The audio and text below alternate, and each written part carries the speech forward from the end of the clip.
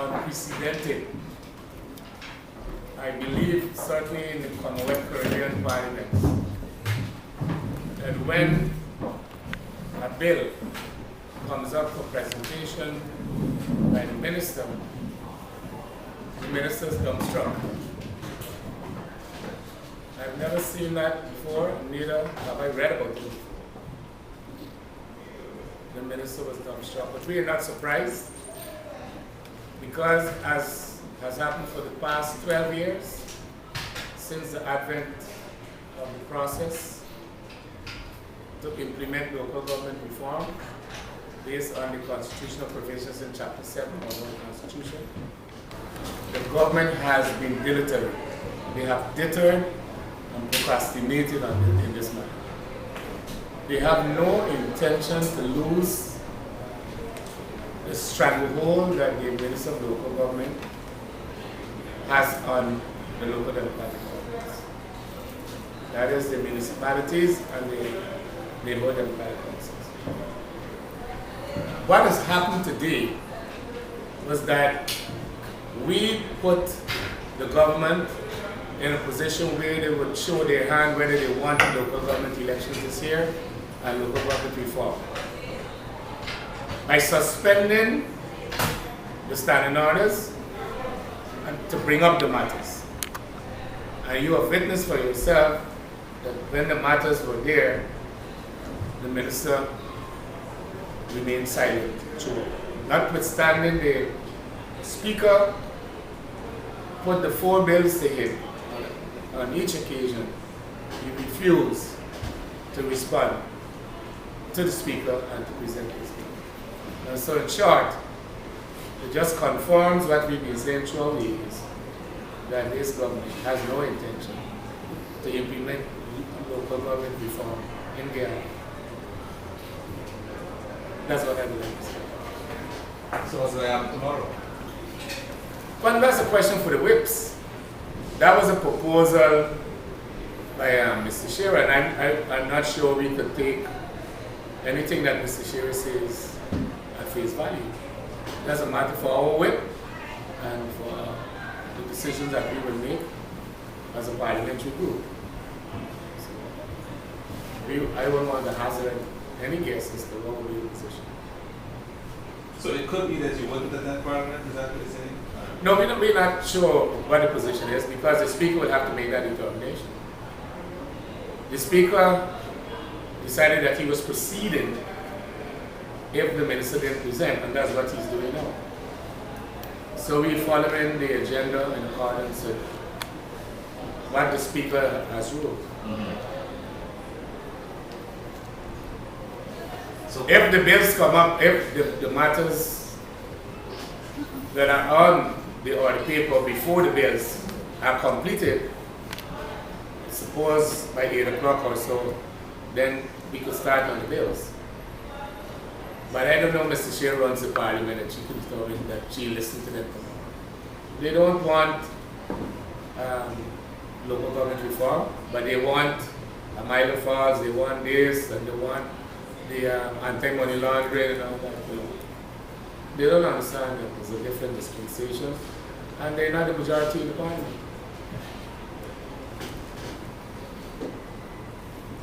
I don't know if Mr. Bukawa. Yeah, whilst we're waiting for other questions from the media, ladies and gentlemen, I'd like to say that what happened this afternoon was indeed regrettable. The people of Guyana have waited for some 16 years to see that the legislation to enable reform of the local government comes into law. And it has been, as Mr. Williams has said, it's been 12 years now since the process has started. And finally we reached the stage today where it was our expectation that the debate would have been concluded and these bills would have been approved by the National Assembly today. But lo and behold, the government they have once again confirmed to the nation that they are not interested in this process of reform of local government. And I mean, it can only tell us and tell the nation that their reluctant and unwilling to relinquish control of local authorities and their unwillingness to allow local authorities to function with the autonomy and the independence that is prescribed under our constitution.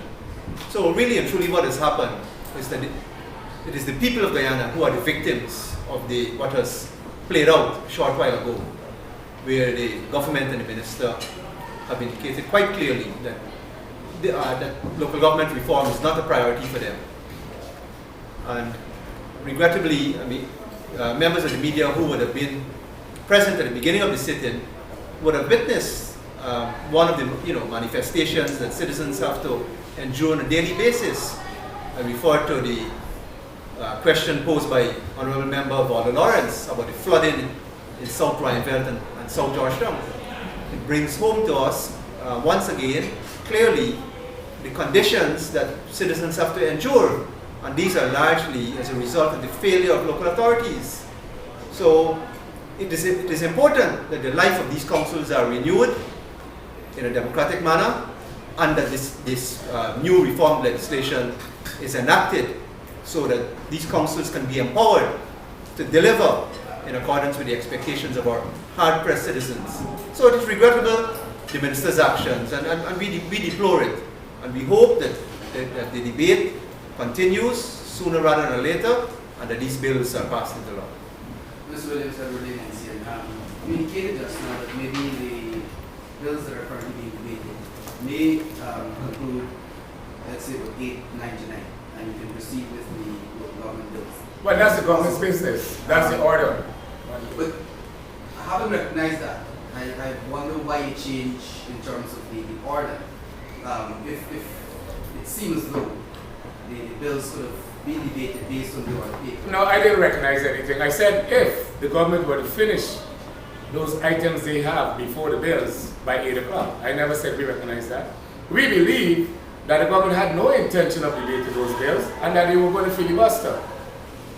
With the Land Surveyors Act, they were hoping that the leader of the opposition went forward with his motion, and they had a plethora of other matters before. The last items are the bills, local government bills.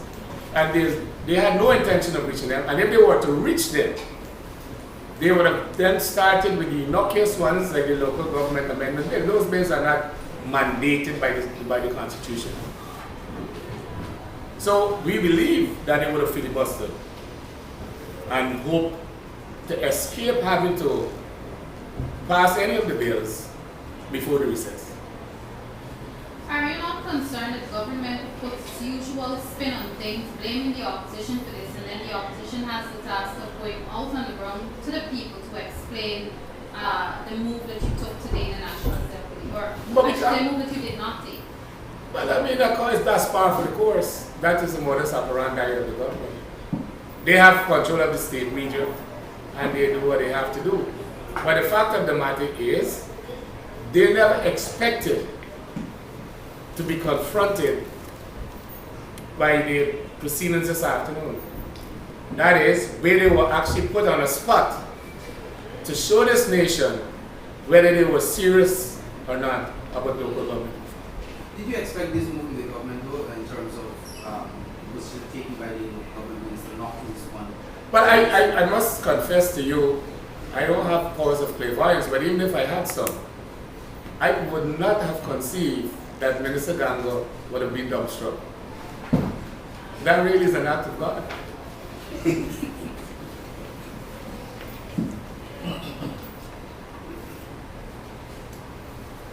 So bearing in mind what happened just now, what is the APNU's position as it relates to the hybrid election bill? Well, I mean, you'll see that shortly. The bill is being debated. We're not going to speak to the bill. As in part, you will not make any presentation on the bill? No, certainly not. So, yes, we will see you not voting. As presently advised.